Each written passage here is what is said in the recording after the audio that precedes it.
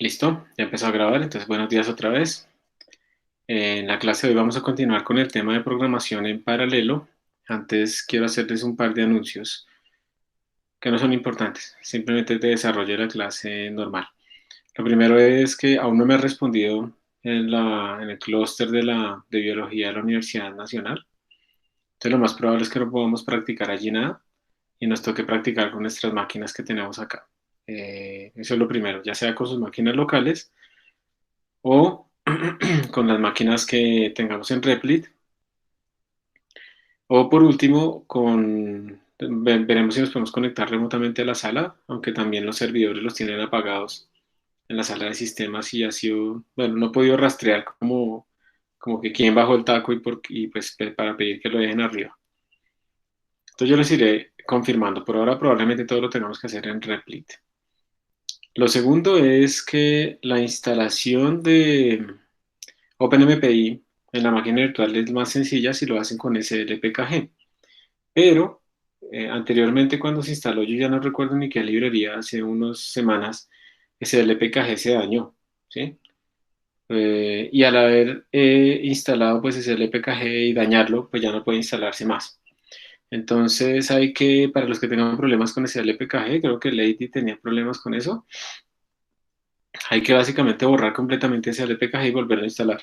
Yo lo que voy a hacer en este momento es que voy a crear de forma paramétrica la máquina virtual otra vez, ¿sí? Entonces, eso lo que quiere decir es que yo les puedo enviar a ustedes un archivo y ese archivo, cuando ustedes lo ejecutan, mágicamente va a crear la máquina virtual otra vez desde cero, pero con más cosas instaladas. Con todo lo que hemos ido nosotros haciendo, ya lo va a tener instalado por defecto. El problema de eso es que obviamente no va a tener todo lo que ustedes han escrito. Entonces, si a alguno les sirve y va a utilizar esa máquina virtual que les envíe, tienen que hacer antes un backup de la máquina virtual actual o mandarse todos esos códigos a un repositorio, pues para que no vayan a perder lo que han trabajado hasta este momento. Bien, eso es lo que vamos a hacer, eso es lo que les digo, entonces por ahora tampoco se preocupen si no tienen OpenMPI instalado y disponible, porque no lo vamos a usar todavía, MPI, no lo vamos a usar todavía, lo vamos a usar más adelante y como les digo, para los que tengan problemas para instalarlo, lo que tienen que hacer es desinstalar completamente ese LPKG y después volverlo a instalar completamente desde cero, como se les indicó hace ya rato. El video también está disponible en la lista de videos de YouTube del curso. Bueno, entonces el objetivo del día de hoy es que veamos algunas de las técnicas básicas que se aplican cuando uno va a programar en paralelo. Y si nos alcanza el tiempo, empezar a hacer ya algunos ejemplitos de OpenMP. Entonces, para eso les voy a compartir mi pantalla y vamos a empezar.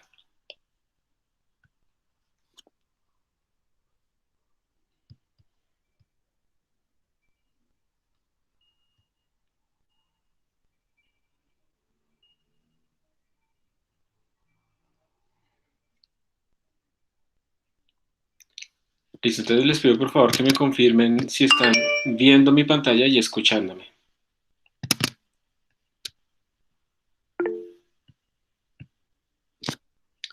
Listo, Lady. ¿Alguien más confirma, por favor, para tener dos confirmaciones? Listo, muchas gracias. Entonces, paralelismo. Esta es la misma presentación de la vez pasada, en donde teníamos por allá las métricas. ¿Se acuerdan? Las métricas paralelas del escalamiento y todo eso.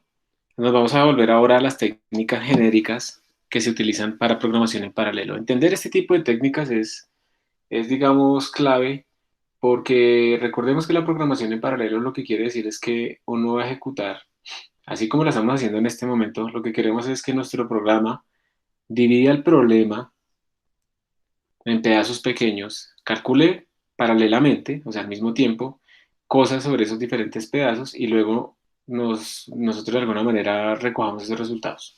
Y eso de alguna forma va a ser más rápido que hacerlo serialmente. Entonces, a ver, primero que todo, programar en paralelo es más difícil que programar serial. O sea, uno tiene que programar bien en serial para después poderse pasar a paralelo y paralelo es más difícil. Eso hay que aceptarlo. Dependiendo del paradigma que uno utilice, puede ser re difícil o puede ser simplemente un poquito difícil. Un poquito difícil sería como OpenMP básico, sencillo. Re difícil sería ya meterse a programar unidades específicas de hardware que, pues, que nosotros no vamos a tocar. Entonces, si es más difícil, pues ¿para qué me meto con eso, cierto? Esa es como la pregunta. La respuesta, digamos, es multivariada. Como ustedes pueden ver de esos artículos que les compartí y lo que hemos hablado anteriormente, es que básicamente en este momento ustedes tienen computadores que son multiprocesador, y ustedes podrían ser mucho más productivos si lograran hacer que sus programas corrieran al mismo tiempo en diferentes procesadores. Entonces hay una cosa de productividad que está ahí asociada. Obviamente esa productividad tiene que ser mucho mayor que lo que ustedes pierden haciendo el programa en paralelo, porque si haciendo el programa en paralelo se demora 6 meses y el programa en paralelo simplemente pasa un código de ejecutarse en 4 días a un día, pues mejor lo hubieran ejecutado en 4 días, no gastarse 6 meses paralelizándolo. Pero bueno, esa es una de las cosas. Y de todas maneras, digamos que también hay otra ventaja y es que les permite a ustedes trabajar con sistemas mucho más precisos, más grandes. Físicamente, por ejemplo, podemos hacer matrices más finas, podemos utilizar mucha más memoria de la que podríamos pensar, o sea, podemos hacer una mejor ciencia. Y esto va a ser importante en casos, digamos, tecnológicos. Uno quiere hacer la simulación, por ejemplo, para diseñar un Stellarator, para hacer fusión nuclear. Uno no puede ahí ponerse, no, es que como tengo un computador portátil con solamente de 8 GB de RAM, pues hagámosle una resolución de 100 al toroide y eso nunca le va a funcionar. Uno tiene que tener 1.000 millones o 1 millón de nodos para poder hacer eso mejor. Entonces, la tecnología y la ciencia que se puede sacar de acá pues es mucho mayor en tiempos razonables, ¿no? Porque también yo podría hacer esa simulación y que se me demore 2 años y cuando vuelva a los 2 años me doy cuenta que puse menos mal y todo se me dañó, ¿no? Entonces, realmente es un paso como en la calidad de ciencia que podemos hacer. Y eso también es una cosa importante que, digamos, no se dice acá. Y ese paso se da pues porque tenemos mayor desempeño, podemos hacer programas muy grandes en mucho menos tiempo. Yo les quiero decir, por ejemplo, un programa como la simulación del universo, esa que le muestran a uno cada rato que simula un montón de estrellas y que se arman los clústeres y que no sé qué cosas. Esas simulaciones en un computador normal se pueden tomar años, pero, no, pero bien paralelizadas, pues se pueden tomar mucho menos tiempo y uno puede explorar esos sistemas que realmente para nosotros actualmente son inalcanzables y los puede convertir en cosas que son alcanzables. Uno puede hacer simulaciones de, digamos, en estos computadores normales que tenemos nosotros, simulaciones de sistemas de 10.000 cuerpos, y eso nos puede demorar fácilmente una semana dependiendo del número de pasos de tiempo. Pero si uno paraleliza, uno puede hacer que esa semana se convierta en 10 segundos. Y es que eso es impresionante, porque es que cuando ustedes tienen un programa que les corre mucho más rápido, 1 o 2 órdenes de magnitud más rápido, ustedes ya pueden empezar a pensar es, puedo agrandarlo, puedo hacer muchas repeticiones y mejorar la estadística, o sea, pueden hacer mucha mejor ciencia. Entonces esto va no solamente a que las cosas se acaben rápido, yo me puedo ir a tomar tinto, que es uno de los objetivos, o a comer o a dormir, pero el otro objetivo es que podemos hacer mejor ciencia, ¿sí? Eso es como también otra parte importante. Y esa es una de las ventajas. Entonces la idea es que ustedes deben pensar si sus programas son o no paralelizables, y en ese caso de ser paralelizables, ¿qué tan paralelizables son? Recuerden que tenemos siempre como una fracción paralelizable y fracción serial. Entonces, si la fracción serial es mucho más grande que la paralelizable, pues no vale la pena. Mientras que si la fracción paralelizable es más grande que la serial, pues probablemente vale mucho la pena paralelizar nuestro código. Ejemplos de problemas, digamos, donde ustedes no puedan paralelizar, que la fracción paralelizable sea muy chiquita, que casi todo sea serial. Ejemplos, por ejemplo, ejemplos de sistemas, digamos, con dependencias en el tiempo. Entonces, digamos, yo voy a simular 1 millón de pasos, pero es que el paso 2 depende del paso uno y el paso 3 depende del paso 2. O sea, yo no puedo paralelizar la ejecución en el tiempo. Entonces, me toca es paralelizar otra cosa, de pronto la ejecución en el espacio, porque la del tiempo no se puede paralelizar. Cosas así. Las dependencias impiden romper las tareas en tareas independientes, que es lo que uno está buscando. Entonces hay que ver ahí eso. Si nuestro sistema está muy acoplado, por ejemplo, si yo quiero calcular la temperatura en un cuarto, pero esa temperatura en un punto dado depende de la temperatura no solo alrededor de ella, sino también en la frontera y también por allá en un sitio externo, no sé qué. Es un sistema que no se puede paralizar porque hay muchas dependencias. En cambio, si mi temperatura depende solamente de mis vecinos y yo busco como ser el promedio de mis vecinos, probablemente sí es un problema paralizable porque yo solo tengo que hablar con vecinos cercanos. Entonces, hay que pensar bien esas tareas si son paralelizables o no. Y hay otros problemas que se llaman embarrassingly parallel, que son básicamente problemas en donde no hay interacción, como lo que hacemos nosotros de calcular la suma de los elementos de un arreglo gigantesco. Entonces simplemente lo parto en pedazos y cada quien se encarga de un pedacito y luego sumamos los resultados parciales. Eso es un problema embarrassingly parallel porque es que no hay interacción ni nada. O sea, cada quien puede hacer su trabajo de forma independiente. O por ejemplo lo que ustedes hicieron ahorita en el proyecto, ustedes podían, cada una de las repeticiones de su código podía correr independiente de las otras, ¿sí? Dado un P, dado un L, cada repetición era independiente de las otras, simplemente cambiaba la semilla. Entonces ustedes podían correr 20 procesos al mismo tiempo y eso era embarrassingly parallel también, ese problema. Entonces normalmente uno está entre las dos cosas, ¿no? Entre algo que es embarrassingly parallel y algo que es completamente acoplado.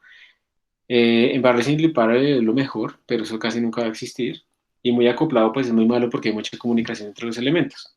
Entonces tampoco nos va a servir mucho. Entonces miren, esas son las técnicas genéricas que se utilizan en, en programación en paralelo. Genéricas, ¿no? Como la que más se aplican. La primera es la decomposición. Entonces ustedes tienen que saber qué es lo que van a descomponer. Por ejemplo, si lo que van a hacer es calcular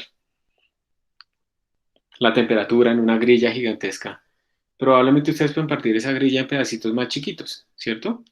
Y lo que pueden hacer es que calculan la temperatura en cada procesador por, para cada pedacito de esa grilla y después los procesadores comunican los valores que tienen en sus fronteras. Si uno tiene, por ejemplo, grillas muy chiquitas, una grilla gigantesca partida en muchas grillas chiquitas, pues va a tener mucha comunicación.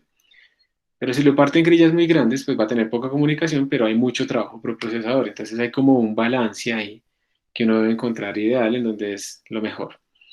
Todo esto de la descomposición dependerá del problema y digamos que ustedes de ahora en adelante en programación se van a dar cuenta que prácticamente todas las respuestas a cualquier pregunta que hagan es depende. Porque es que depende del problema, ya no hay soluciones genéricas que funcionen para todo.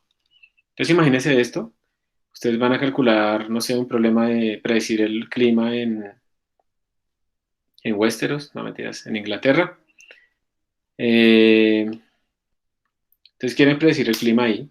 Y entonces lo que se puede hacer es, en este caso, una descomposición geométrica. Lo que yo quiero decir es, bueno, yo no quiero que poner un procesador solito a trabajar en todo el clima de Inglaterra. Entonces lo que hacen es partirlo, por ejemplo, uniformemente, así como está ahí, esa es la primera aproximación, y cada cuadrito corresponde a un procesador, ¿sí?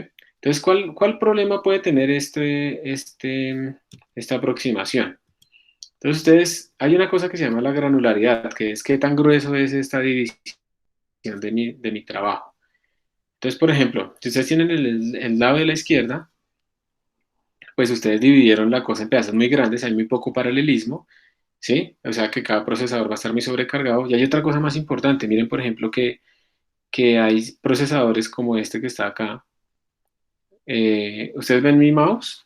¿Me confirman, por favor? En la Sí, presentación de mi mouse. Listo, gracias.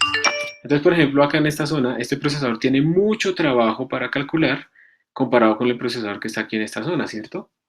Entonces, no solamente hay un problema de que hay poco paralelismo, sino además hay poco balanceo de carga. Load balancing se llama eso. Entonces, hay poco balanceo de carga. Entonces, este procesador de aquí arriba va a acabar rapidísimo, pero este se va a demorar un montón.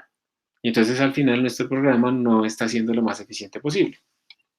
Ahora, cuando cogemos el lado de la derecha, pues obviamente la solución es dividirlo en mejores pedazos. Cogemos el lado de la derecha, entonces súper bien, hemos hecho que más o menos el trabajo se distribuya mejor, pero ahora tenemos muchísimos cuadritos chiquitos, entonces ahora toca comunicar demasiado entre ellos, porque pues los cuadros adyacentes tienen que comunicarse entre ellos los valores de sus fronteras para que puedan calcularse los valores internos. Entonces aquí tenemos otro problema, es mucha comunicación. Entonces aquí tampoco, digamos, estamos en una situación ideal, ¿sí? Y de nuevo, a no tener en cuenta como la geometría del dominio, miren que hay procesadores por acá, por esta zona que no están haciendo nada, y procesadores, si estamos hablando solamente de clima en la parte terrestre, ¿no? Y procesadores por acá que están haciendo muchísimo trabajo. Entonces no está bien balanceado y además eh, tenemos mucha comunicación entre muchas partes pequeñas. Entonces uno tiene que buscar el punto ideal entre estos dos, de tal manera que el programa sea lo más eficiente y domine sobre todo el cálculo, no la comunicación. Entonces, ¿cómo hace uno para comunicar, por ejemplo, en estas divisiones, acá, en esta parte chiquita, cómo hace uno para comunicar datos entre los diferentes procesadores o los diferentes procesos que uno tiene acá? Entonces, mira que lo que uno hace es como duplicar las zonas de frontera, o sea, tenemos como una zona interna y los procesadores comparten, o los procesos comparten como las zonas de frontera entre ellos, de tal manera que, digamos, este que está aquí arriba calcula todo lo que tiene que ver con él y tiene aquí sus vecinos disponibles y calcula todo. Y luego, cuando estamos hablando de él, él calcula todo lo que tiene que hacer y al final, como él tiene una duplicación de este pedacito, le va a pedir este proceso a este proceso que le envíe solamente la zona que está, digamos, compartida entre los dos, la zona de frontera. Entonces, ellos hacen mucho cálculo y al final piden comunicación con el de la izquierda, el de la derecha, el de arriba y el de abajo. Eso es básicamente lo que se hace. Pero esa comunicación no se hace automáticamente, son ustedes como programadores los que tienen que pensar en esa comunicación. Entonces hay diferentes funciones, por ejemplo en el PI, que le permite a uno decir, bueno, calcule todo esto y luego uno le dice, procesador con tal rango, que uno sabe que está en este dominio, envíeme esta información. Entonces, él hace una solicitud, él hace un envío y uno tiene que sincronizar esas dos cosas, esos dos, es el envío y el recibido de esa información. Esa sincronización es el secreto de todo esto, o sea, la comunicación entre las cosas. Ese es el secreto de la programación en paralelo con MPI, saber comunicar esto de forma eficiente. Y hay un montón de funciones que sirven para este tipo de cosas y ustedes deben saber escoger como la mejor. Pero esa es como la clave de todo esto, ¿sí? Entonces esa es la primera manera cuando hago descomposición de dominio y se requiere información de las fronteras, básicamente compartir zonas entre procesos o procesadores que están juntos. Cuando uno tiene desbalanceo de carga, que era lo que les decía, pues uno va a tener también una ineficiencia metida. Si por ejemplo queremos calcular, digamos que uno lo que quiere es que todos los procesadores hagan más o menos la misma cantidad de trabajo, ¿sí? Entonces, si uno quiere calcular aquí como el píxel promedio de color en este cuadro de la Mona Lisa, pues uno tiene que, hay unos que tienen que calcular, o si quiere detectar, por ejemplo, bordes. Entonces hay unos que tienen que calcular muchas cosas, ¿sí? Estos no tienen que calcular casi nada, pero sí tienen que calcular muchísimos bordes. Entonces, básicamente, este es el procesador más lento y todo el trabajo se va a demorar lo que se demora el más lento, ¿sí? La cadena es tan frágil como el eslabón más débil. Entonces uno tiene también que tratar de jugar un poco con esa partición del dominio para ver cuál es la que le lleva a uno a la forma más ideal de procesamiento en donde haya mejor carga en nuestro sistema. Uno que puede hacer en estas cosas, uno por ejemplo puede hacer, y de nuevo eso lo tienen que hacer ustedes como programadores, digamos que tienen 8 procesadores disponibles, entonces ustedes dividen esto en todo este montonón de cuadritos y a medida que cada procesador vaya acabando, ustedes le van mandando más tareas. De esa manera, tienen más tareas que procesadores, pero los mantienen a todos al 100%, ¿sí? Entonces, esa es una de las maneras que se puede hacer acá. La otra es dinámicamente que se vaya detectando, digamos, que requiere más trabajo que otra cosa, y entonces esta partición no sea uniforme, pero pues eso es mucho más complicado. Entonces, digamos que en esta cosa, como pueden ver, es importante sincronizar la comunicación, y por eso se hace ese paradigma, pues, que yo les conté la vez pasada del master y de los workers. El máster va a ser el que va como a coordinar la comunicación, que normalmente es el proceso de índice cero, porque ese siempre existe. Y los workers, pues serán los que uno cree, los que uno cree en su ejecución paralela. Si crea 8 procesos, o 10 procesos, o 1000 procesos, pues esos son los workers. Entonces, digamos, si yo creo 100 procesos, tengo índices de 0 hasta 99, el máster es el de índice cero y el resto son los workers. Pero el máster obviamente también puede trabajar, ¿no? El máster también debe hacer cosas y además sincronizar la comunicación. Eh, Esa es como la idea, digamos, de esta división de trabajos.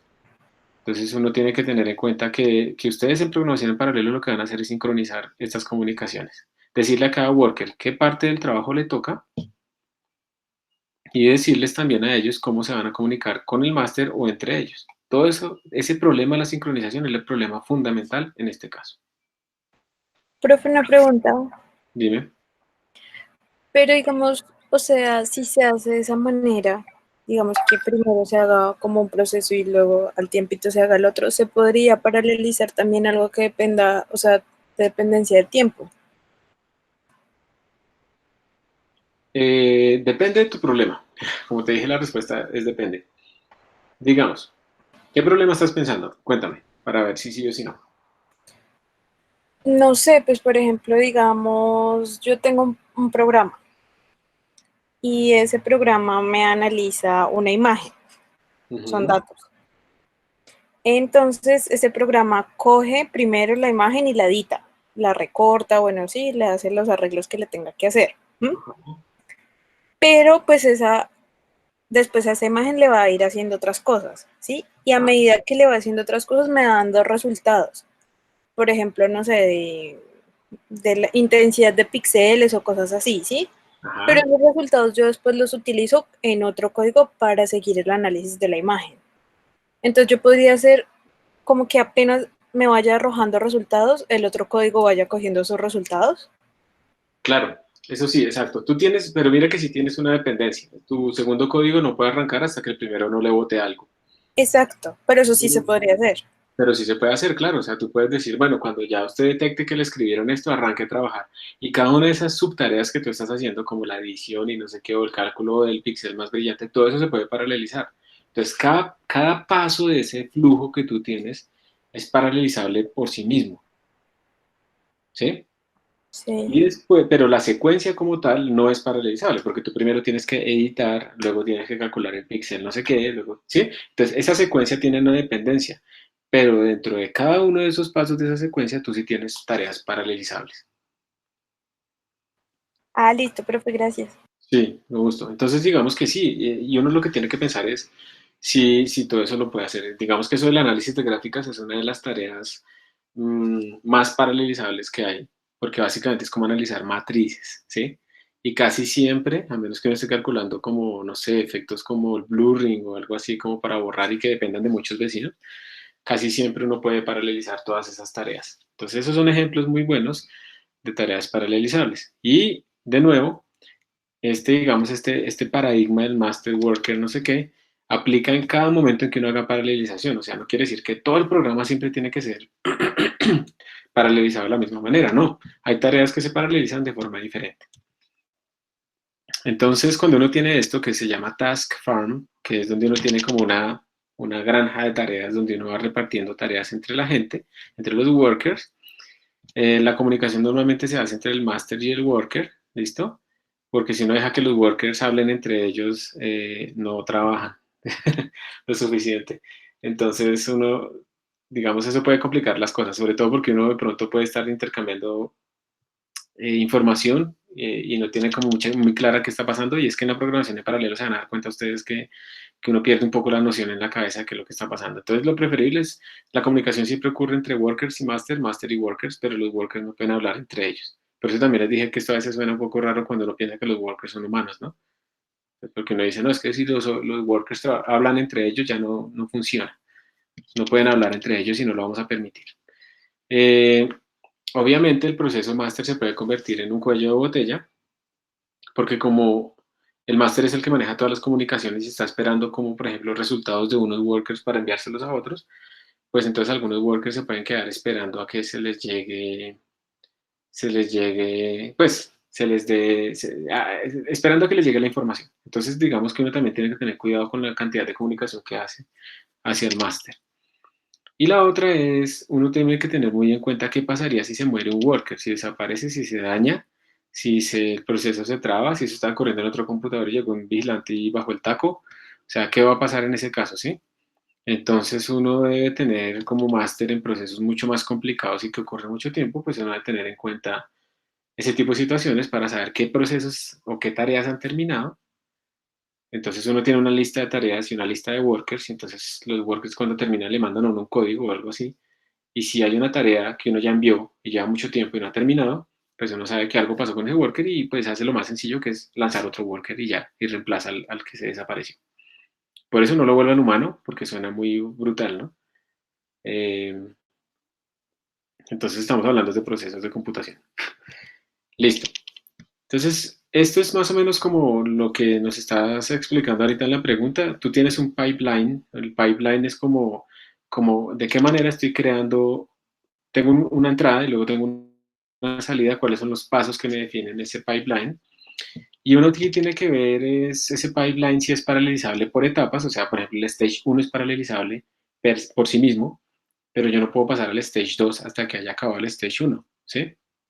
Entonces, como les digo, uno puede paralelizar cada una de las etapas por sí mismas, aunque haya una dependencia entre las etapas. Ahora, si no hay dependencia entre las etapas, obviamente yo podría estar haciendo el stage 1 al mismo tiempo que hago el stage 2, ¿sí? Eso sí se puede hacer, si no son dependientes entre ellos.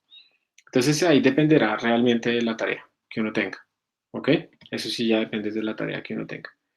Y hay, aquí digamos hay algunos procesadores que tienen implementado este tipo de secuencias. Algunos de esos computadores tienen varias pipelines, perdón, procesadores tienen varias pipelines, o sea que internamente los procesadores son paralelos per se. ¿Ok? Entonces hay algunos, uno puede utilizar ese tipo de ayudas cuando está programando en paralelo, pero eso es una cosa diferente, eso no lo vamos a ver nosotros, es cuando está metiéndose por allá con las instrucciones de los procesadores. Eso se utiliza muchísimo, por ejemplo, en Linux, cuando uno hace análisis de datos. Entonces uno, por ejemplo, tiene un dato que es muy grande, entonces cat lo que hace es botar todos los datos a la salida estándar, pero con este palito uno está entubando esa salida a la entrada de otro comando. Entonces aquí se utiliza el comando grep para calcular, para que él me busque solamente en donde aparece la palabra energía. Y luego lo que hace es imprimir, en esos casos donde aparece energía, imprimir pues, el valor de la columna 2 y de la columna 3 con AWK. Esto es supremamente rápido porque utiliza pipelines, porque esto lo hace en forma paralela y eso utiliza llamadas de sistema operativo. Yo les cuento aquí una experiencia una vez. Un ingeniero de sistemas tenía un archivo CSV separado por comas que tenía como 30.000 columnas y tenía como 200.000 filas. Una vaina así gigantesca, ¿listo? Y tenía que calcular como la suma o el promedio de la columna, digamos, 10.000. Y ya. Era más complicado que eso, pero digamos es un ejemplo particular que sirve. Claro, el chino lo que trataba de hacer era abrirlo en Excel, ¿sí? Un archivo de 30.000 columnas y más o menos 100.000 filas. Y pues obviamente Excel se le moría porque pues Excel trataba de cargar todo eso en memoria RAM y eso no cabía. En cambio, utilizando grep y AWK, yo le mostré el problema, o sea, me lo mostró y yo le dije, mire, este comando tal, y el comando funcionaba en menos de un segundo, le sacaba lo que necesitaba. Entonces la cosa es, no es tanto que Excel sea malo, sino que uno tiene que saber buscar la herramienta apropiada para el problema que tenga. Y más o menos eso es lo que ustedes están aprendiendo en su carrera, ¿no? Están aprendiendo un montón de herramientas y técnicas para ver si después pueden aplicarlas de forma más eficiente en diferentes problemas. Pero pues uno no sabe realmente en qué van a usar todo lo que están aprendiendo, ¿no? Que es la pregunta típica cuando uno está en una materia que no le gusta. Y, ay, ¿eso para qué me sirve? Pues ni idea, o sea, eso depende de usted para qué lo usa. Porque si supiéramos para qué sirve todo, ya todo estaría inventado. Entonces, ya dependerá de ustedes estas herramientas si las usan o no. Entonces, bueno, aquí no me voy a meter mucho en eso. Hay otros tipos de paralelizaciones, digamos, no de composición de dominios, sino por ejemplo en loops. Normalmente lo que tiene son estructuras de repetición. Entonces uno puede ver que a veces esos loops se pueden paralelizar. Y pues, bueno, eso ya vamos a ver algunas sintaxis de cómo tendemos a hacer, cómo podemos hacer esto fácilmente. Por ejemplo, aquí está un ejemplito de un código paralelizable con OpenMP. Miren que es el mismo pragma que hemos puesto la vez pasada, pragma OMP parallel, pero se incluye una cosita. Se le incluye un for acá. Simplemente por haberle puesto ese for acá. OMP, cuando hagamos la compilación apropiada, va a paralelizar este cálculo. Entonces, él internamente y de una forma mágica y hermosa, pues porque le resuelven un montón de problemas de sincronización, él va a coger este for, lo va a partir en diferentes fors, en diferentes zonas más bien de este arreglo A sub A de I, va a calcular va a hacer esas operaciones, por ejemplo el 2 por I, y luego nos va a devolver a nosotros el valor apropiadamente. Entonces esto es una cosa maravillosa porque es que es una paralelización casi automática, simplemente por añadir esto, nuestro código ya está paralelizado, ¿sí? Va a paralelizar ese for. Entonces vamos a hacer este ejemplo inmediatamente, el día de hoy, para ver cómo empezar a utilizar esta sintaxis del pragma, ¿sí? Entonces vamos a mirarlo.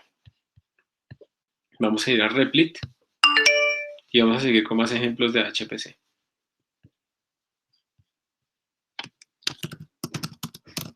Necesito, sí.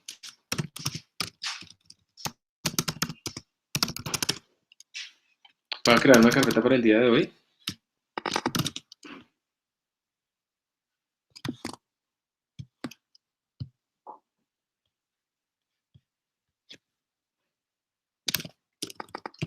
mkdir 2020 0520 hpc2 openmp de una vez.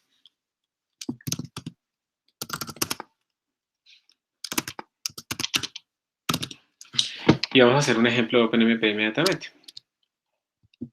Entonces acá.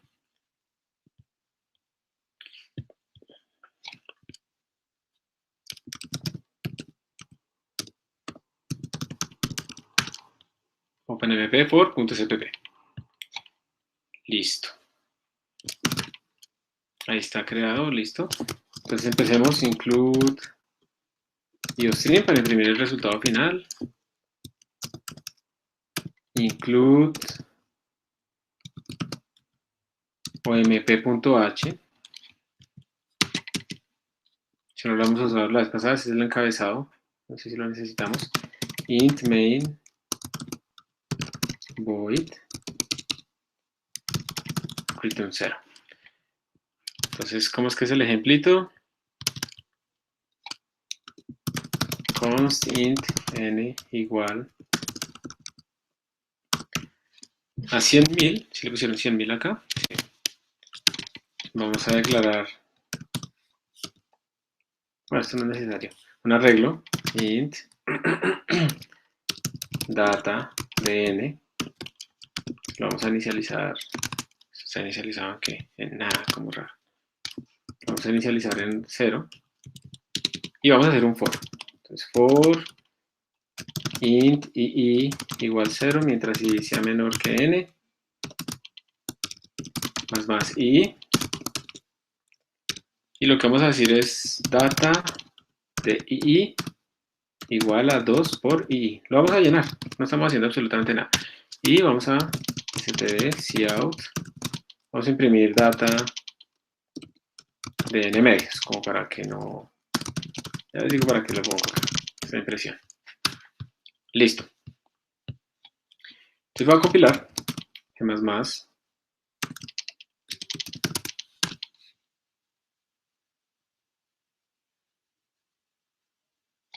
Y lo voy a ejecutar.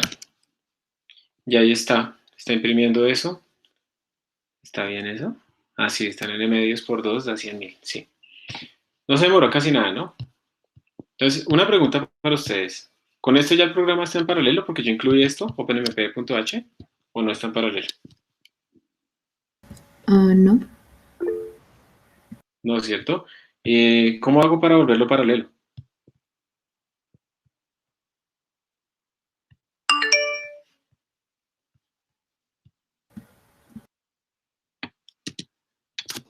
¿Qué es lo que hay que hacer para volverlo paralelo?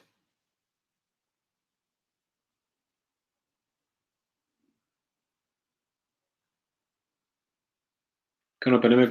¿Qué diferencia hay entre este código y este? Ayúdenme.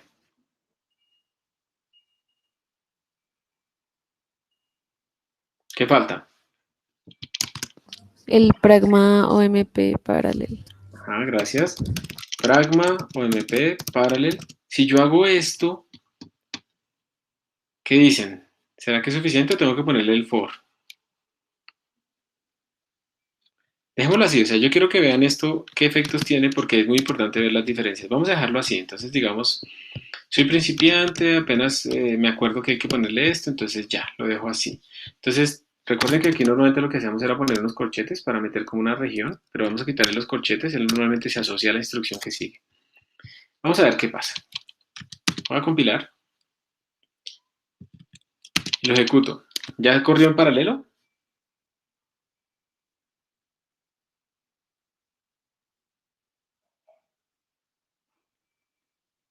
¿Qué dicen? ¿Sí o no? Sí, ya eso era lo que faltaba. OMP para el for. Pero lo que quité sin el for. Pero díganme, ¿eso está corriendo en paralelo o no? Eso que les mostré.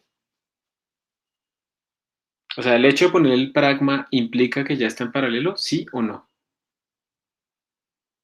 ¿O hay que hacer algo más? Hay que ¿Sí? incluir la bandera en la compilación. Muy bien. Hay que incluir la bandera de los F, bueno, pongámoslo acá al lado. De los F OpenMP. Solamente cuando yo haga esto, esta instrucción del pragma va a hacer algo. De otra manera simplemente se ignora. Lo ejecuto y ahora me dio esto. ¿Se acuerdan de cuál era la banderita que exportábamos para decir cuántos threads correr? Aquí se llaman threads porque son ligeros, no son procesos sino threads. ¿Alguien se acuerda qué tenemos que escribir aquí en la consola? Era export OMP, Ah, muy bien. num Vale, threads eso. igual a, así. Listo. Yo le voy a poner 4. Voy a mirar tiempos. Esos tiempos son muy chiquitos, 0.105. Pero le voy a poner ahora 10. Más que los procesadores que tenemos. Algo pasó, ¿cierto? ¿Ven los tiempos? Mire, voy a ponerle 1. A ver, un thread nomás.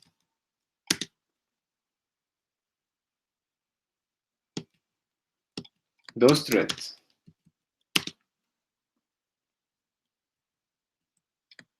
4 threads. ¿Qué están viendo? ¿Qué le está pasando al tiempo? Si quieren escribirlo en el chat o lo que sea. Aumenta. Está aumentando. Tiene sentido que aumente si nosotros lo que queremos es que disminuya, pues se supone que le estamos poniendo más threads, ¿cierto?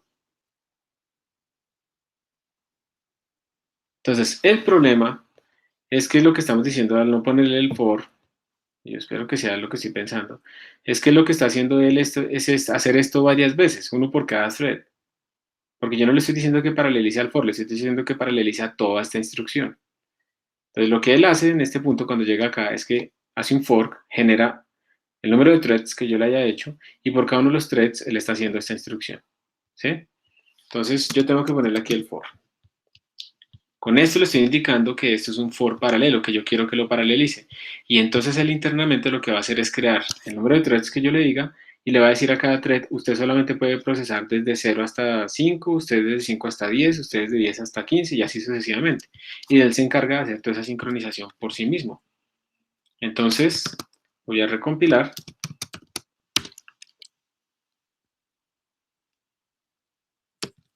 Voy a correr y ahora me dio este valor. Y si yo aumento, a ver, el número de threads lo pongo en 1, vamos a ver qué nos está dando ahora. 0.07, lo corro varias veces, miren, eso cambia completamente, ¿no? Entonces, miren que cuando ustedes tengan un programa así, que fluctúa tanto, porque es muy chiquito el tiempo, ustedes tienen que cambiar el tamaño del sistema porque lo que están viendo es puro ruido. Entonces voy a ponerle 1.000.000 de datos. Vamos a ver si esto compila.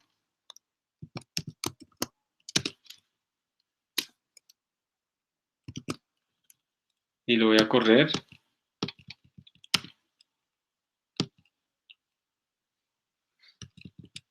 ¿Cuántos threads tenemos ahorita? Tenemos un solo thread, listo. Miren, con un solo thread de todas maneras se está demorando muy poquito, entonces voy a aumentarle más.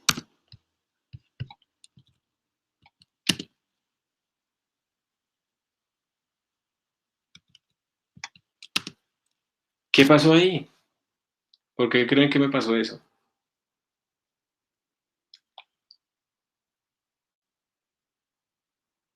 Overflow. ¿Overflow? ¿Quién hizo overflow? ¿El entero? El entero todavía le cabe.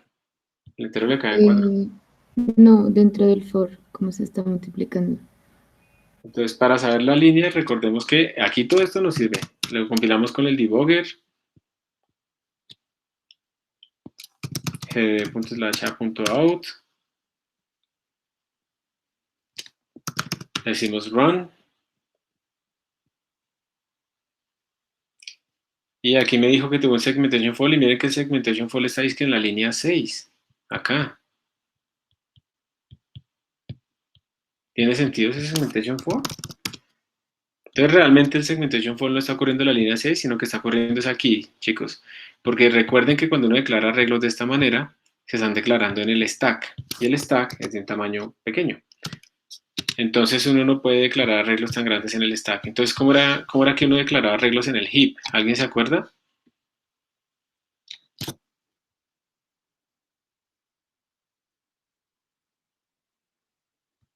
Se me tiene que decir porque si no, no sigo. Con new, muy bien, con new. Con new o utilizando vectors, por ejemplo, también. Cualquiera de las dos. Si quieren, hagámoslo así de bajo nivel, con new. Entonces lo que uno hace es, esto es un puntero, más bien, que está inicializado en nullptr. ¿Sí?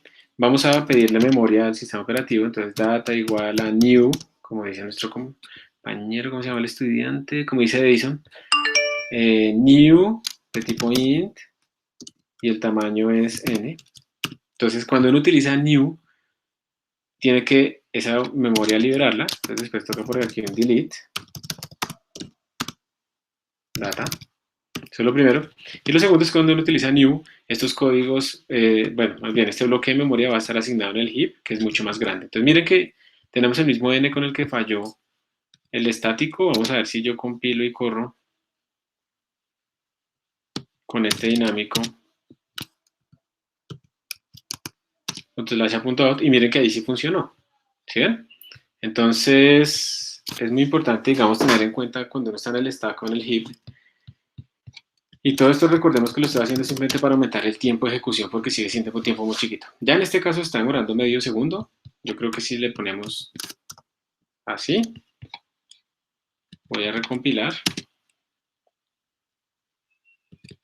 y voy a correr y ya, se está demorando 1.2 segundos más o menos, o sea, ya no está en el ruido del sistema operativo.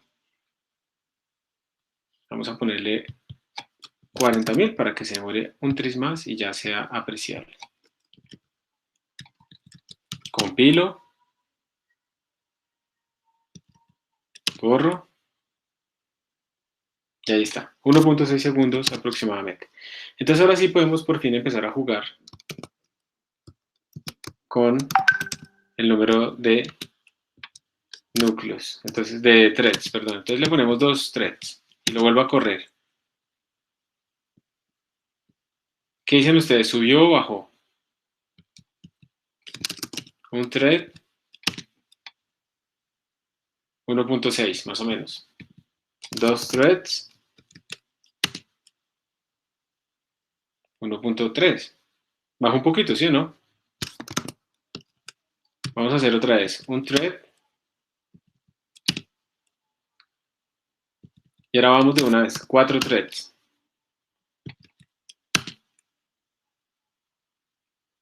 1.4. 1.4. Entonces, ¿qué? Está bajando, pero no está bajando mucho, ¿cierto? Y eso es probablemente simplemente porque este cálculo pues no es muy grande, o sea, no es que se ahorre mucho tiempo haciendo un cálculo tan sencillo. Voy a ponerle un poco más grande a esto, a ver si se puede ver más.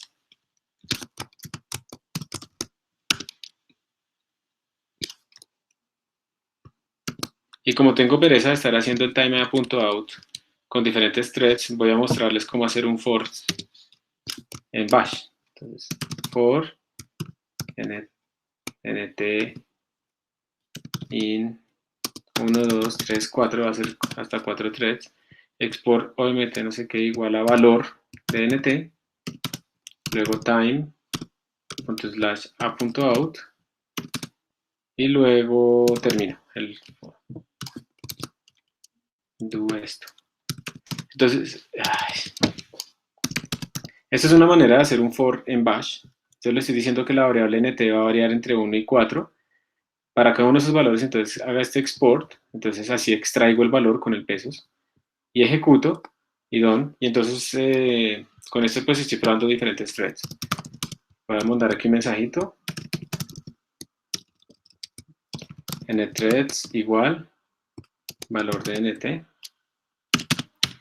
Entonces miren, para nthreads 1 lo ejecutó y le dio eso. Para threads 2 le dio esto.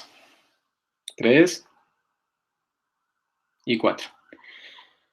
Entonces, como ustedes pueden ver, el tiempo sí baja, pero pues no baja demasiado, ¿no? Simplemente baja y se satura rápidamente porque esta es una tarea muy sencilla. La multiplicación pues realmente es muy sencilla. Si quieren volvámoslo un poquito más complejo.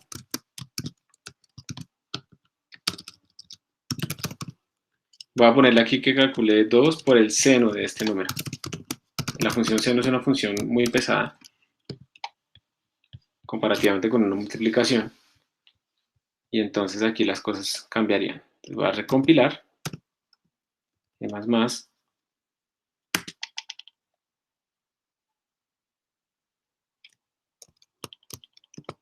Y va a ser el mismo bucle.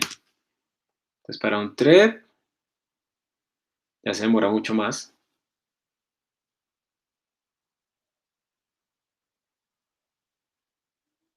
Uy, pero muchísimo. Claro, esto se demora como 60 veces. 18 segundos.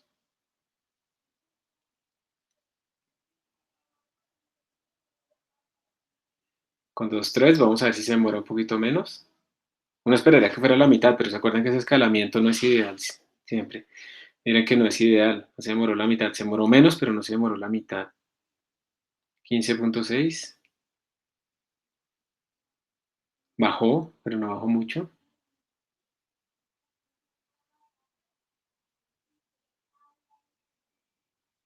Ah, no, menos uno, sí. 14, bueno, bajó un poquito más. Y con 4 threads, 12.99. Bien, entonces como ustedes pueden ver de nuevo, esta curva, eh, esto que están obteniendo acá, pues les está diciendo que sí está bajando el tiempo, pero claramente no está bajando en la proporción que uno espera ideal, ¿no? Entonces aquí no puede ponerse a hacer lo de las métricas y todas esas cosas. Y lo que quiero en este momento es precisamente que hagan eso. Pero vamos a poner que corra 1, 2, 3, 4, 5, 6 y 8. 4, 6 y 8, así. Quiero que ustedes hagan esto mismo en sus computadores.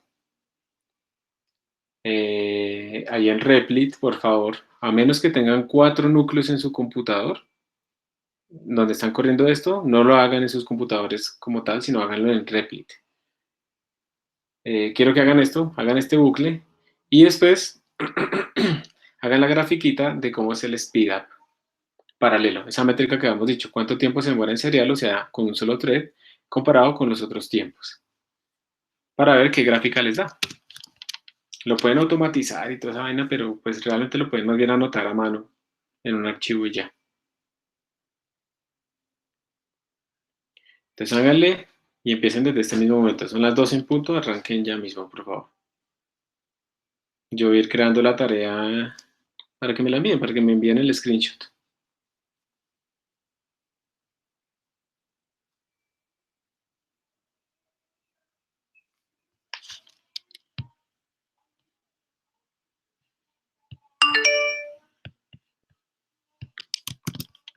Por si acaso les voy a copiar aquí en el chat el enlace del Replit, pero supongo que ustedes ya todos lo tienen. Ah, perdón, Carlos, usted me dice que es nullptr. Ptr, no lo había visto antes. Nullptr simplemente es la forma moderna en la que uno le dice a un puntero que es nulo. Uno anteriormente utilizaba que un puntero le igualaba a cero o a una constante en mayúscula escrita null, pero eso no era portable. En el estándar moderno de C++ se definió esta nueva palabra clave, nullptr, que es para indicar precisamente que es un puntero nulo. Entonces, la manera en la que uno actualmente hace eso de forma moderna. Decirle a un puntero que es nulo.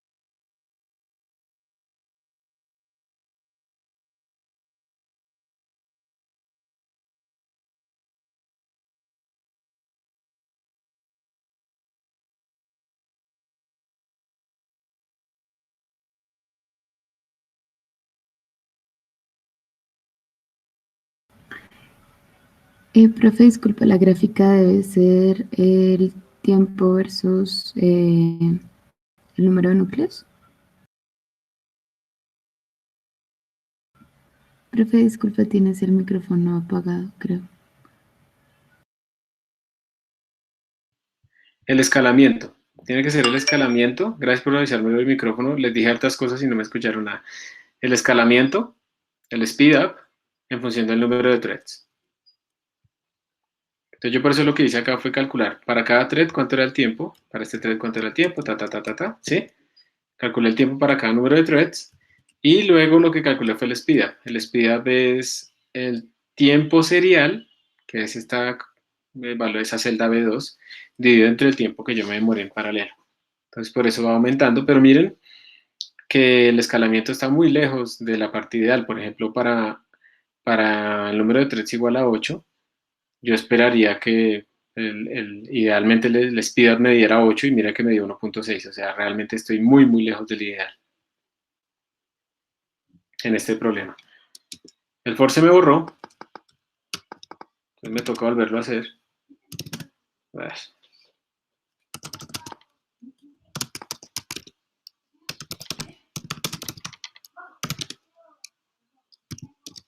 G++,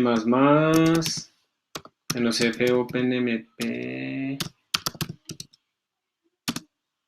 OpenMP for, y lo que queremos hacer es for nt en 1, 2, 3, 4, 6 y 8, hacer lo siguiente, do echo nthreads igual a valor de nt, export omp num threads igual a valor de nt, y luego lo ejecuto y done, que dice for nt in.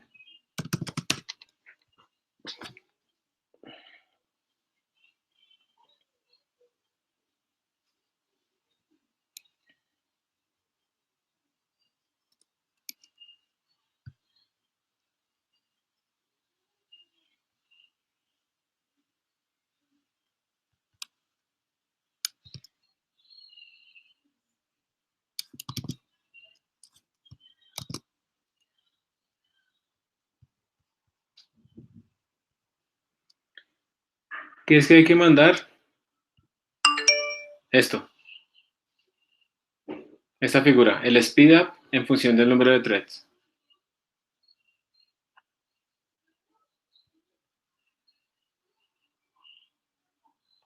Les voy a copiar el script que hace el for, más bien se los voy a copiar en un script ahí en Replit. Se va a llamar .run.sh.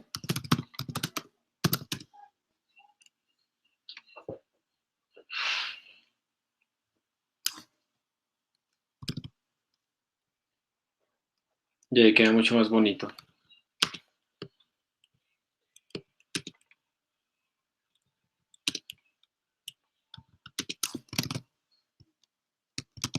Ya se los envié. Ustedes siempre tienen que hacer bash run.sh y él empieza a correr. Más fácil. Entonces ahí los dejo para que trabajen 5 minuticos solos. Recuerden que tienen que enviar al final esta figura. ¿Cómo es? El speed up, esa métrica, una de las métricas que vimos en la clase pasada, en términos del número de threads.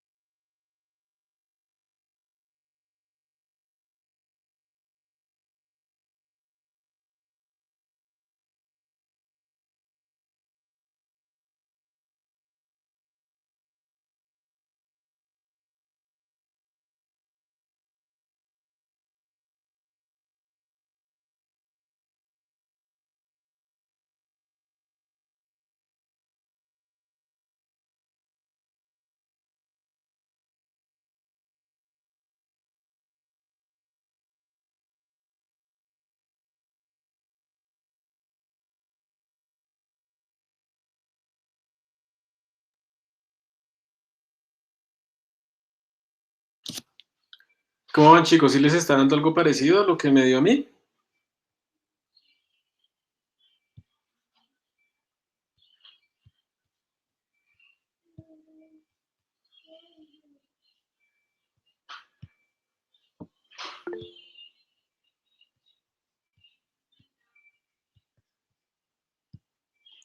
Voy a cambiar el tiempo de entrega, esperen un momentito.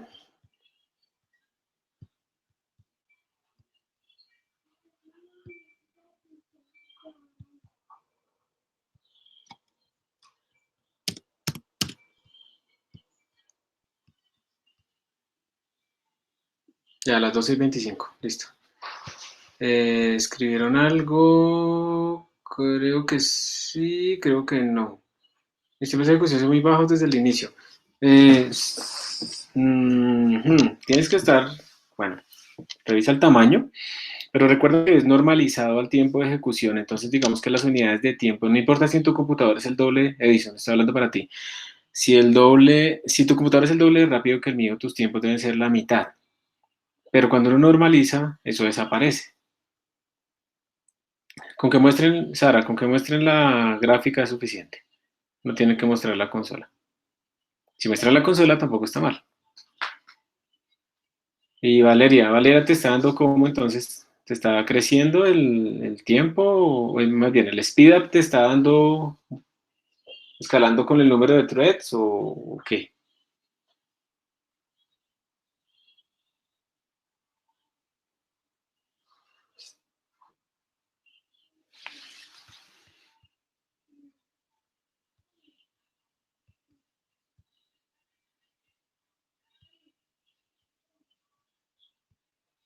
Envíenlo ya, por favor.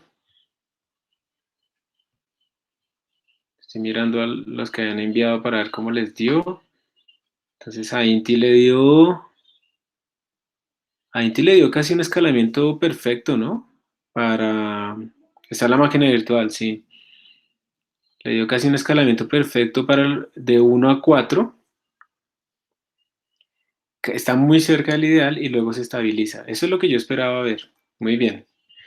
Inti, una pregunta. ¿Tú estás corriendo en una máquina virtual con cuántos procesadores? Con 4. Ok. Sí, ahí se nota. Ese me gusta harto como te dio porque era lo que yo esperaba. Yo creo que en Replit da un poquito diferente es porque esto es un container y quién sabe cómo está haciendo el manejo de esos procesadores realmente. Va a mirar otro.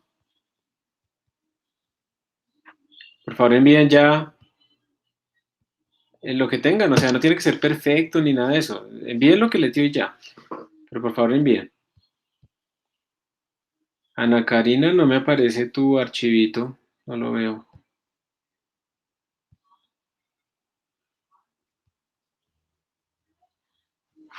Entonces,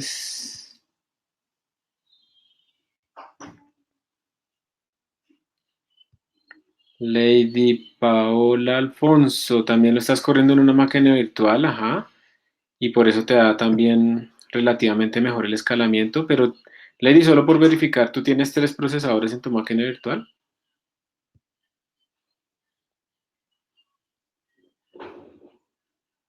¿Tienes 4? Ok, pero ahí se ve bien entonces cómo se va saturando, ¿no? Ah, Carlos, no graficaste lo que se te pidió, graficaste el tiempo, ¿no?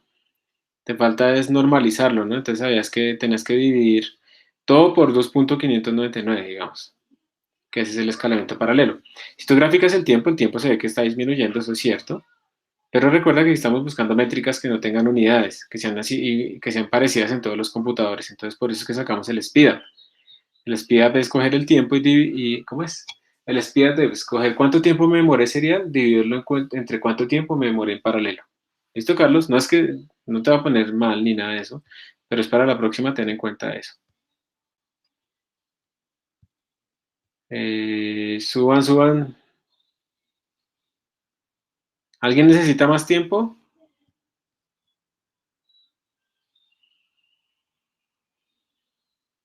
Bueno, Miguel Ángel, vamos a dar 2 minuticos más, ¿listo? Carol, listo. Entonces vamos a dar hasta las I28, ¿les parece? A esperarlos.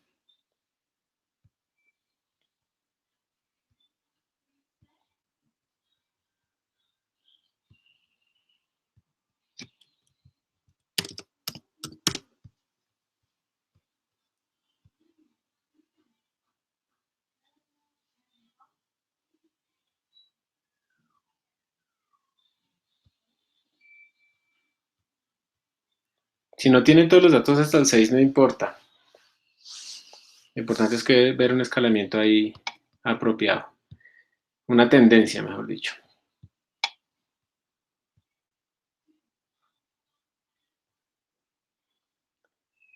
Miguel Ángel, ahí no hay nada subido. Carlos Ariel tampoco se ve nada subido. Carol tampoco. Renzo tampoco. Para Fernanda Quintero tampoco.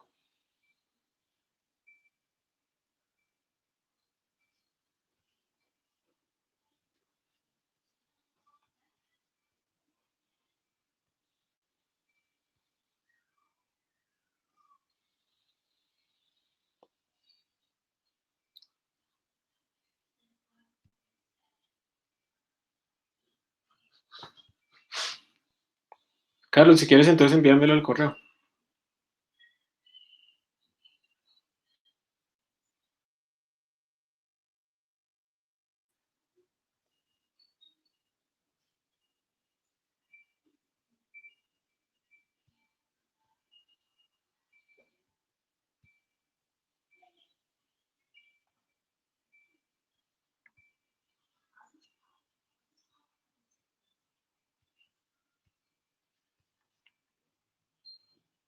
Ya te subió, Carol. Ya no hay problema. Lo pusiste a las I30. O sea, hasta las I29, ¿sí? No lo manden a las I30, sino a las I29. Carol, tú graficaste también el tiempo, ¿no? Estás graficando el tiempo. Está bien, no pasa nada. Pero recuerden que lo que hay que hacer es normalizarlo.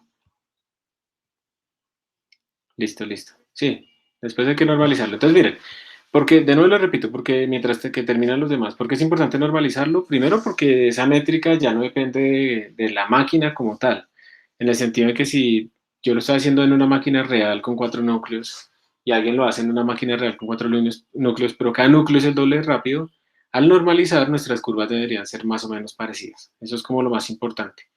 Entonces, esas gráficas de cosas sin unidades son muy útiles. Y además, pues es la definición, ¿no? Del speedup. Y recuerden, si ustedes están viendo esas curvas, todas esas curvas se están estabilizando y se están estabilizando precisamente porque primero no tenemos más de 4 o 3 núcleos, entonces ponerle más pues no tiene mucho sentido. Y segundo, este, se están estabilizando pues también porque, no, pues por eso.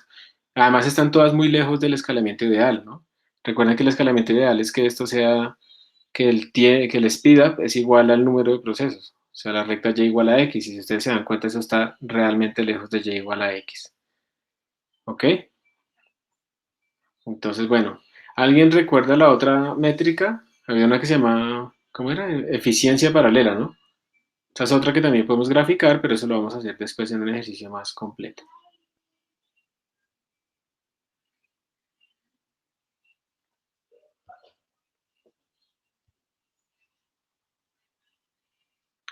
Bueno, listo. Ya se va a acabar el tiempo. Espero que lo hayan enviado. Ya te fue tiempo suficiente. Pues como vieron, de todas maneras, yo no me puse a hacer un script que, ¿cómo se dijera? Que automatizar y todo eso, porque aquí no valía la pena, pues utilicé una hoja de cálculo para hacer eso rápidamente.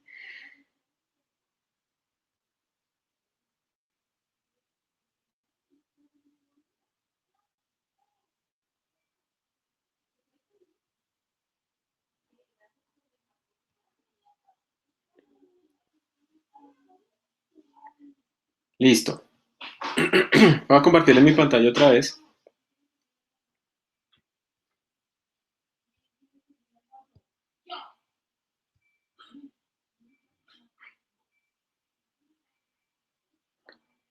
Lady, ¿puedo mostrarles a ellos tu curva?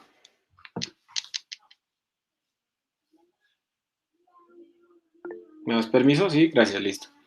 Entonces, miren, esta es la curva que envió Lady.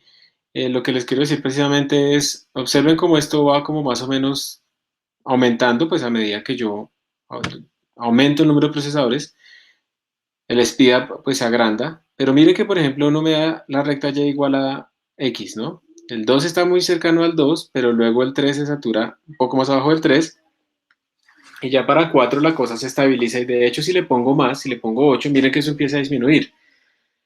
Obviamente aquí lo que uno tiene que hacer son más muestras, porque estos tiempos cambian dependiendo pues, de las fluctuaciones intrínsecas que hay acá. Pero cuando uno saque las barras de error y todo eso, la tendencia va a ser esa, que va aumentando y luego se estabiliza y luego empieza a bajar. Primero, esa parte que va aumentando no está cerca del ideal, solo al inicio está muy cerca del ideal. El ideal es la recta y igual a x. Entonces rápidamente nos estamos alejando del ideal. Después se estabiliza simplemente porque ya nosotros no podemos seguir aumentando porque tenemos más threads que procesadores, y después empieza a bajar es porque tenemos demasiados threads respecto a los procesadores, y ya en ese momento estamos es como dividiendo el arreglo en un número muy grande de partes que ya no tiene sentido, digamos, para la paralelización. Entonces, uno siempre va a tener estas curvas y siempre hay que graficar estas métricas para saber si la paralelización funcionó o no funcionó.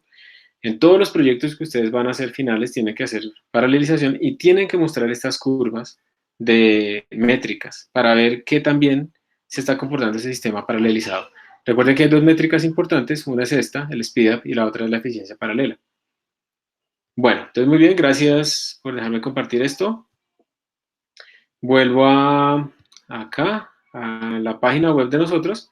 Entonces, miren, les quiero, ya vamos a entrar de una vez en este momento, vamos a entrar como tal en programación con OpenMP. ¿Listo? Entonces ya iniciamos en este momento oficialmente la programación con OpenMP. El paradigma de OpenMP, recordemos que es que corre todo en el mismo procesador y se comparte la memoria. Entonces todos los procesos pueden ver la misma memoria RAM, los mismos arreglos, si se los compartimos o no.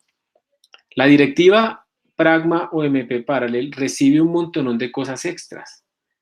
Y esas cosas extras son, pues vamos a ir a usarlas poco a poco dependiendo del problema. Por ejemplo, recibe un if. Solamente se ejecuta esto en paralelo si se cumple esta condición. Entonces uno le puede decir, venga, en este código que yo hice solamente vuelva a ser paralelo si el tamaño es mayor que 100.000. Si el tamaño es menor que 100.000 no tiene sentido. Entonces uno puede ponerle cosas así. Lo más importante es esto, el private y el shared. En el private uno le dice qué cosas son privadas que no se pueden compartir con otros, y en el shared qué cosas son compartidas, qué cosas pueden verse entre todos los threads. ¿Esto por qué es importante? Porque a veces queremos, por ejemplo, declarar ciertas variables, y ya vamos a ver realmente esto qué es lo que significa, pero yo a veces quiero que sean variables solamente para los threads y a veces quiero que sean variables globales para todos los threads. Después hay otras extras. El reduction es muy útil cuando uno quiere, como por ejemplo, hacer la suma de un arreglo. Y el num_threads, que también lo vimos antes. Entonces, vamos a ver este primer ejemplito, lo voy a copiar y a pegar. Vamos a correrlo y luego primero lo vamos a tratar de entender y luego lo vamos a correr. Entonces voy a crear un nuevo archivito. Ok, eso, así, un nuevo archivito acá, dentro de OpenMP en esta clase. Lo vamos a llamar OpenMP example, no, ¿cómo lo llamamos a esto? Directives.cpp, y le voy a pegar ese ejemplo. Obviamente esto está mal formateado, yo no sé si puedo hacer esto, así. Voy a seleccionarlo todo, le voy a hacer Shift Tab para que me lo devuelva. Eso, magia. Listo. Entonces tenemos, esto es un código en C. Lo voy a convertir en un código C++. Listo. Y toca ponerle aquí std.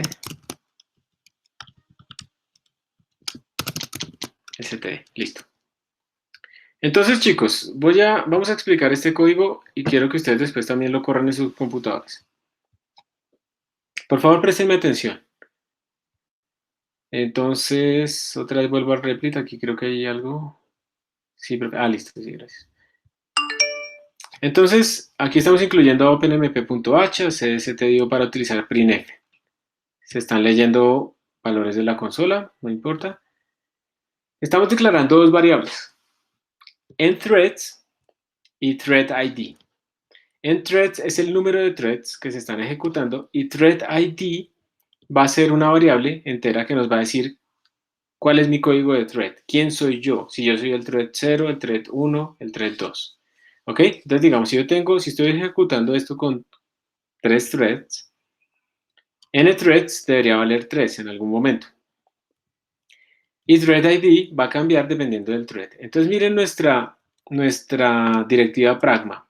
Pragma OMP Parallel hasta este momento todo normal, pero le estamos diciendo que threadID va a ser private. ¿Por qué es necesario decirle que threadID es private? Precisamente como lo declaré aquí por fuera, y yo quiero guardar en threadID quién soy yo, si yo no le pongo este private, si yo lo hago así, este threadID es el mismo para todos los threads que aparecen acá, o sea, la misma variable en el mismo sitio de memoria. Cuando yo haga este igual, va a resultar que todos mis threads al mismo tiempo van a querer acceder a la misma variable, porque en este momento threadID es esta global. Y entonces, como todos los threads van a tratar de acceder al mismo sitio, a escribir números diferentes, puede ser que se bloquee el programa o puede ser que se corrompa esa zona y salgan cosas raras.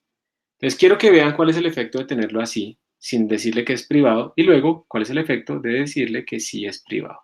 Entonces, lo vamos a compilar primero así.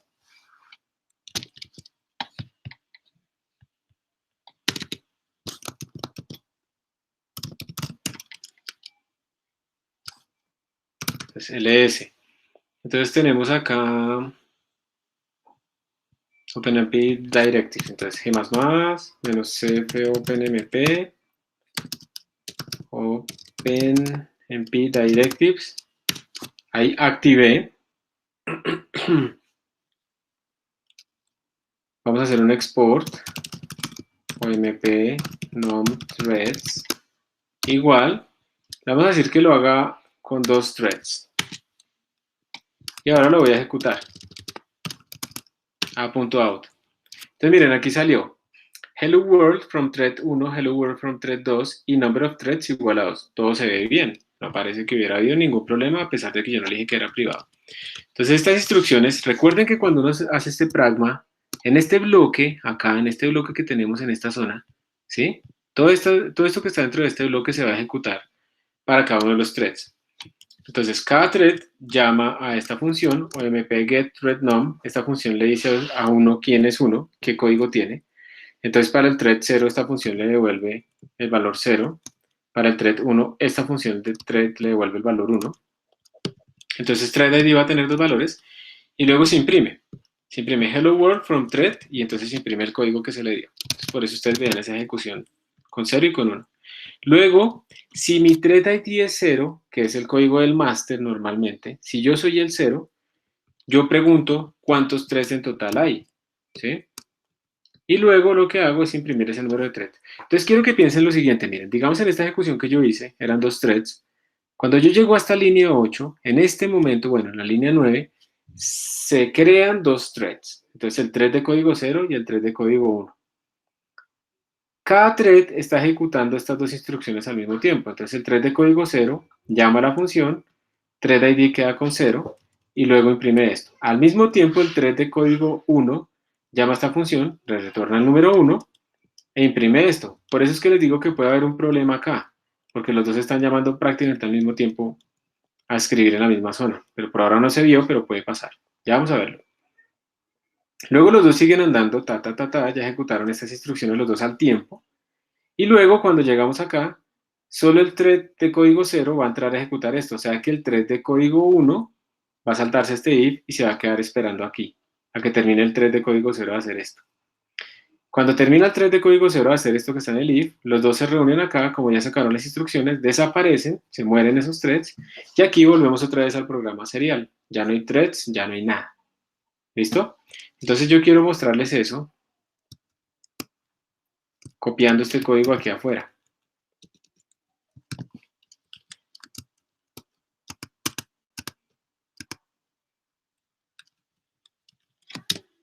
¿Qué creen ustedes? Y no voy a seguir hasta que respondan apropiadamente. ¿Qué creen ustedes que va a imprimir esta última parte?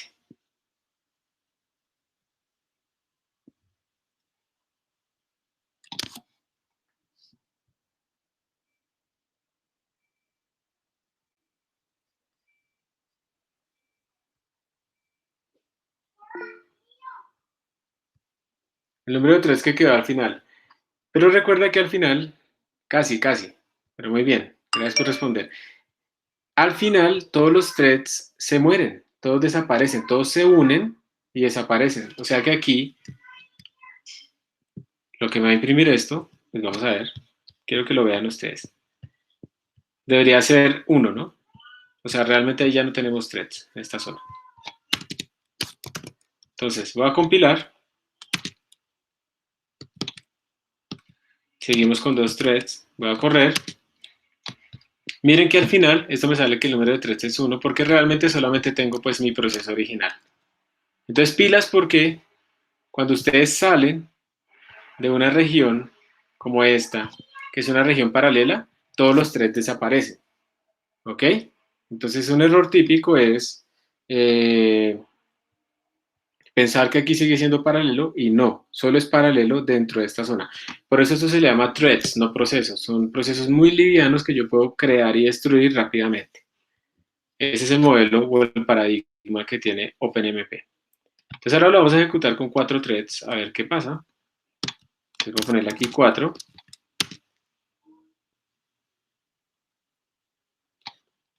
Todo se ve bien, no ha habido corrupción. Voy a ponerle 8.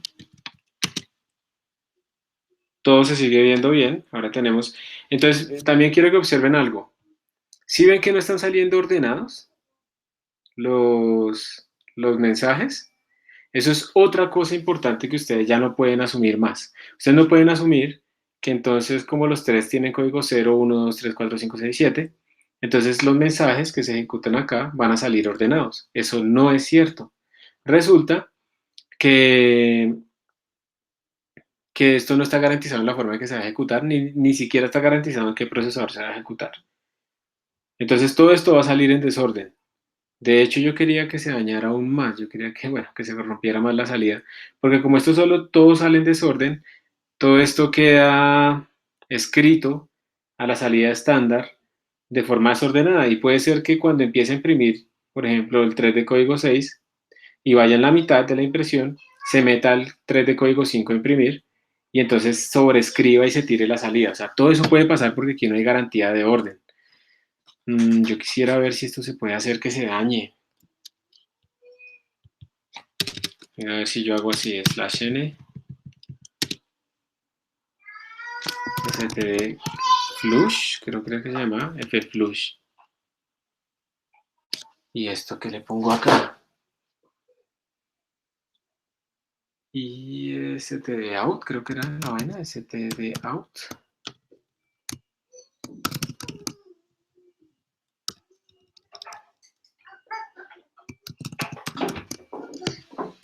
No sé aquí realmente cómo lo pueda vaciar. Eso lo vamos a ver después en otros problemas. Esperen, chicos, perdón, chicos. ¿Qué pasó? ¿Qué pasó? Sí, el pingüino, mi amor. Ve para afuera, toma.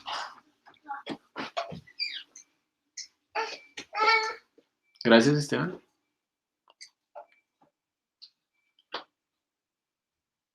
Vayan a almorzar. Qué pena la interrupción. Entonces, bueno, la otra enseñanza acá en esto que les quiero dejar es que no hay garantía en el orden. Entonces ustedes no pueden pensar, no, como el thread 0 pues es el 0, va a terminar primero o el 1, no. No hay garantía en el orden de ejecución de estas cosas, ¿sí? Miren que cada vez que yo lo corro, se ejecuta de forma diferente. Y miren que aquí pasó algo interesante en esta última ejecución. Si ven que number of threads, que está aquí al final, acá, este number of threads, apareció antes que el hello world del thread 7. Entonces esto quiere decir que esta ejecución es asincrónica, ¿sí? Y entonces puede ser que el thread 0 hizo esto y se vino a hacer esto y el thread de código 7 todavía estaba por aquí imprimiendo, entonces le ganó el thread 0. O sea, aquí ustedes no tienen garantía de quién va primero que quién. Ustedes lo único que pueden saber es que cuando se termina este bloque, todos van a terminar, o sea, aquí este bloque no se sale hasta que todos hayan terminado, y hasta ese momento es que uno tiene como certeza de que todos llegaron a ese punto. El resto, uno no puede obligarlos, o bueno, más bien, uno no puede suponer cómo se están ejecutando, quién se está ejecutando primero que el otro. Esa es otra de las trampitas que aparecen en estos problemas. Entonces esto no me salió lo que yo quería del Private Thread ID, entonces vamos a hacer otra cosa. Vamos a aclarar una variable. No, vamos a mirar un ejemplo más bien de los que estén en la guía. Entonces, ¿por qué yo les digo a ustedes que el Thread ID debería ser privado? Siempre que ustedes miren aquí dentro de los bloques paralelos y vean que hay alguna asignación, o sea, esto, una asignación, esta variable tiene que ser privada. A menos que ustedes pongan otras directivas y ya sepan atómico o algo así. Esta variable tiene que ser privada. ¿Por qué? Porque entonces, si no lo hacemos así, varios threads van a tratar de hacer esta asignación, de meterse a esa casillita en la memoria a modificarla. Lo que se hace cuando uno declara esto, Private Thread ID, es que localmente se crean nuevas variables, ¿sí? Se crean nuevas variables, simplemente. Y si yo quiero ya, digamos, quitarme esto, lo más sencillo posible sería todas las variables que sean privadas y que yo no use por fuera, más bien las declaro acá. ¿Sí? Y la quito de aquí arriba. Al hacer esto, yo ya estoy garantizando que Thread ID está declarada dentro de este bloque y por lo tanto va a ser privada para cada uno de los threads. Es otra manera de hacerlo. Pero si por alguna razón, yo la dejo aquí afuera global, a Thread ID, obligatoriamente tengo que pensar si es necesario declararla privada o no. ¿Por qué? De nuevo les digo, porque al hacer esta asignación yo puedo tener que varios threads van a estar escribiendo al mismo sitio de memoria y eso es un grave problema, ¿sí?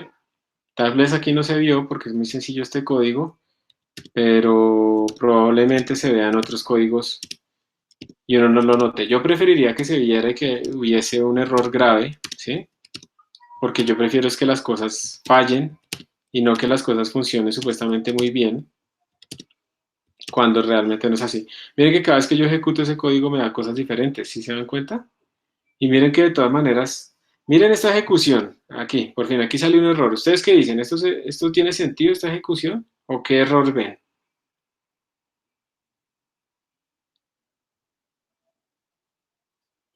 Observen que esta vaina, el number of threads, que solo lo debería imprimir el thread 0, o sea, solo se debería imprimir una vez, se imprimió muchas veces, ¿sí? ¿Y por qué pudo haber pasado eso? Probablemente lo que pasó es que los threads se están escribiendo en el mismo sitio de memoria y el thread 0 sobreescribió el thread ID de los otros threads y les puso también como 0 y por eso todos hicieron lo mismo. Si ven que eso es un error digamos que no se ve en tiempo de ejecución, no se va a ver, aquí no digamos los sanitizers, creo que no tiene sentido en esta zona, o sea, aquí realmente es el sanitizer es el programador, o sea, ustedes. Entonces tienen que tener cuidado con este tipo de posibles problemas que surjan. Acá, aquí está private, ¿no? Entonces voy a compilarlo para que lo veamos qué pasa con el private si esto vuelve a suceder. Ese error se dio cuando no estaba privado. Ahora lo recompilo, lo vuelvo a correr y miren que aunque el orden va cambiando, miren que ya no se me vuelve a pasar ese error de que me aparezca el number of threads varias veces, de sobreescribir el thread ID. ¿Sí ven? Entonces el private sí me resolvió ese problema. Miren, ahora lo vuelvo a quitar, compilo, corro, parece que está bien, pero miren, ahí ya aparecieron casos, como este de aquí arriba, en donde el number of threads apareció muchas veces. O sea, es un código complicado, ¿no? Un código complicado porque yo tengo una corrupción aquí de una variable precisamente por no haberla declarado private. Entonces, por eso el private es muy importante y la regla es, si ustedes tienen aquí adentro una variable a la que le están asignando cosas, verifique inmediatamente si esa variable tiene que ser privada. Eso es como una de las claves. Creo que al correr el código en Replit me van a salir diferentes otros números y hasta líneas extras. Debería preocupar. A ver, espera. Sara dice, Profe, una pregunta, yo lo corrí en el private y no me saca el número de 3 dentro del if, pero con el private sí lo hace. Si no te saca el número de 3 dentro del if, es porque alguien está sobreescribiendo el thread ID del thread 0 y se lo está cambiando, le está poniendo 1 o lo que sea. Y por eso nunca se entra al if. Entonces también estás viendo ahí una corrupción de memoria, precisamente porque los threads están sobreescribiendo el mismo sitio. ¿Listo, Sara? Lady, profe, al correr el código replit. ¿Qué? Al correr el código en replit me da una salida diferente. ¿Debería preocuparme? Ya no, profe, lo que usted explicó ahorita que sale mucho el number of 3, exacto. Es por eso. Entonces, si ven que no, son errores silenciosos y a mí me parece que es bueno verlos inmediatamente. A mí lo que más me ha servido para resolver estos errores ha sido verificar aquí adentro a qué variable le estoy asignando valores y verificar entonces si esa variable debería ser privada o compartida. Por defecto es compartida, ¿no? Todo esto. Entonces eso es como lo primero. Volviendo acá, ya entendimos un poco entonces qué es importante. ¿Quién soy yo? O sea, recordemos el modelo de master-slave implica que tenemos que saber si somos el master, si somos un slave o un worker, ¿sí? Para saber eso, entonces necesitamos tener el thread ID. Entonces esta primera función es súper importante. OMP get thread num. OMP get thread num quiere decir quién soy yo en este mundo. Ojalá si fuera fácil en la vida, ¿no? Llamar una función. Pero eso OMP get thread num me dice entonces a mí quién soy yo entre todos estos threads. Y OMP get num threads me dice cuántos threads en total hay. Entonces, quién soy yo dentro de todos los que estamos acá. ¿Ok? Entonces, pilas, esas dos funciones son súper importantes y también tener en cuenta el private thread ID. Con esto terminamos. No tiene sentido seguir más. Es fácil lo que sigue, pero quiero que lo dejemos para la próxima clase, que no estén tan saturados. Les repito algo que les dije al inicio y es que si se les dañó a ver, instalar OpenMPI para después, eso es como dentro de 3 o 4 clases. Instalar OpenMPI no es como dentro de 3 clases. Con ese LPKG es lo más fácil, pero algunos tienen errores. Lo que tienen que hacer es desinstalar completamente ese LPKG y volver a instalar completamente desde cero, obligatoriamente. Siguiendo el video que les puse ahí en la lista de YouTube. De todas maneras, yo voy a crear una nueva máquina virtual que tenga ya como instaladas varias cosas que hemos usado y se las voy a pasar. ¿Cuál es el problema? Pues que si usted, que se les va a borrar lo que tiene en la máquina actual, entonces manden todos esos códigos a un repositorio en GitHub o algo así para que tengan un backup. Y lo que va a tratar de hacer es ahora crear así máquinas virtuales que se pueden matar fácilmente y todo eso. Si hay alguien vegano acá, me disculpo por lo que voy a decir, pero como decían en varias de estas vainas de programación de sistemas así, uno tiene que tratar a estas máquinas virtuales y todos esos servidores como cattle y no como pets, o sea, como ganado y no como mascotas. Porque de tal manera que uno pueda como desecharlas rápidamente y volverlas a crear y todo eso. Suena cruel, pero pues así es. La carne es muy rica, lo siento. Y soy omnívoro y como todos los seres humanos, entonces tenemos un gusto por eso. Listo.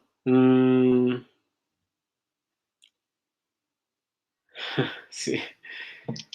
Entonces con eso terminamos. No sé si tienen alguna pregunta. Yo lo que creo es que tenemos que, pues, en este momento tener claro que estamos con OpenMP. La idea en OpenMP es que vamos a aprender un par de sintaxis, tener los private bien claros, paralelizar ciertas tareas y luego vamos a hacer un montón de ejercicios porque es que esa es realmente la única manera de entender todo esto. Aquí sí vamos a hacer ejercicios. Van a haber ejercicios para que ustedes los hagan solo, bueno, en la casa en grupos y ejercicios que tienen que hacer en clase, que hacemos todos, porque es la única manera que vamos a poder entender bien cómo hacer este tipo de cosas. Entonces hay un montón aquí de tutoriales con ejercicios.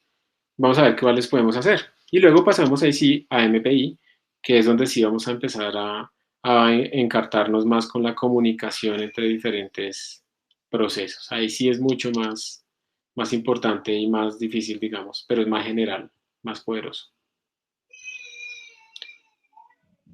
Sí. Bueno, chicos, entonces terminamos la clase de hoy. ¿Tienen alguna pregunta?